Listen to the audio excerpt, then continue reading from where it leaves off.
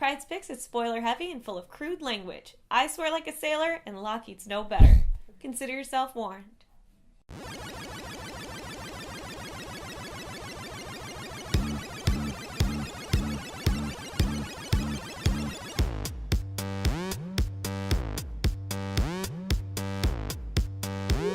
Hey everyone, it's September 11th, and I'm here with this week's Pryde's Picks.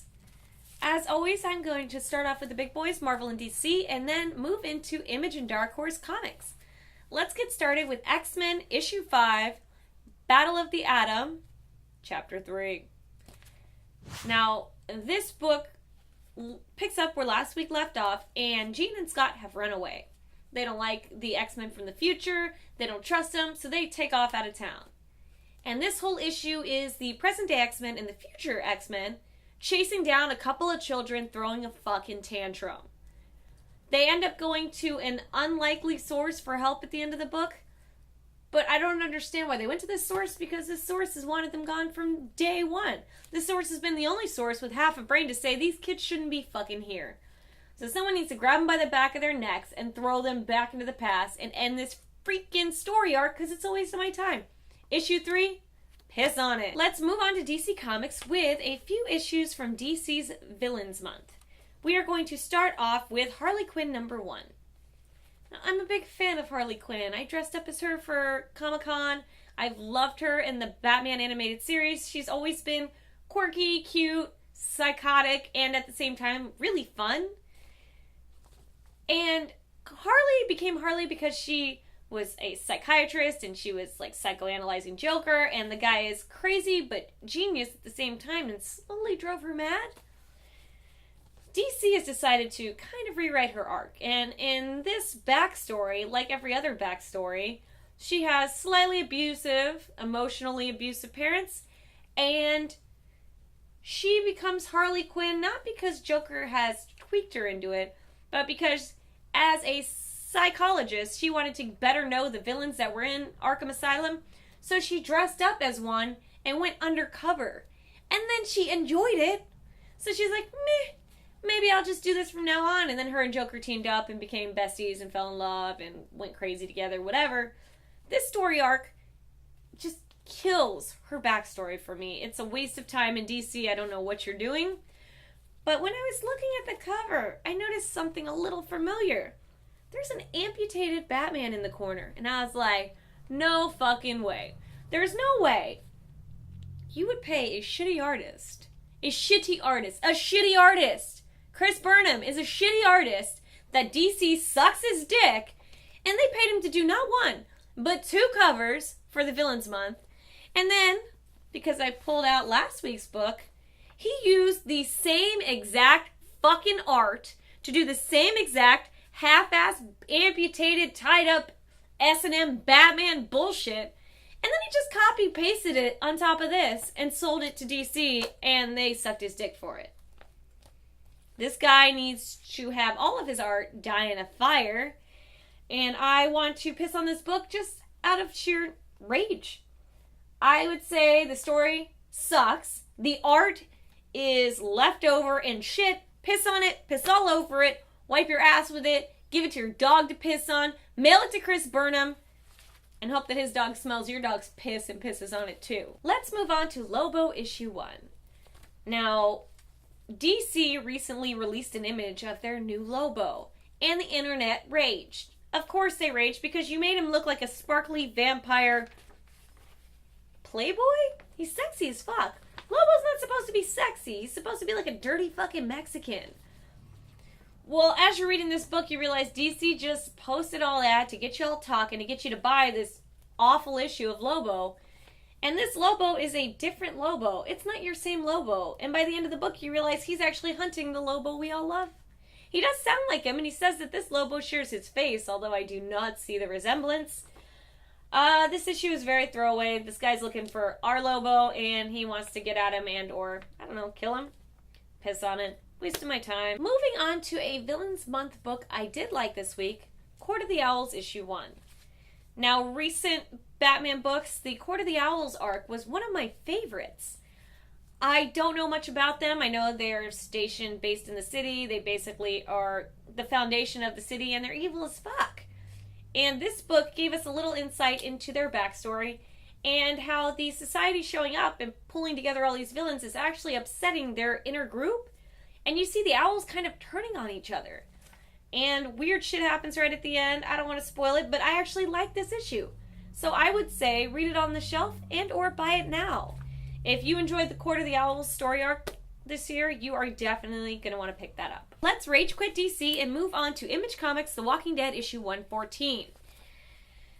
Now, this book is finally getting good-ish.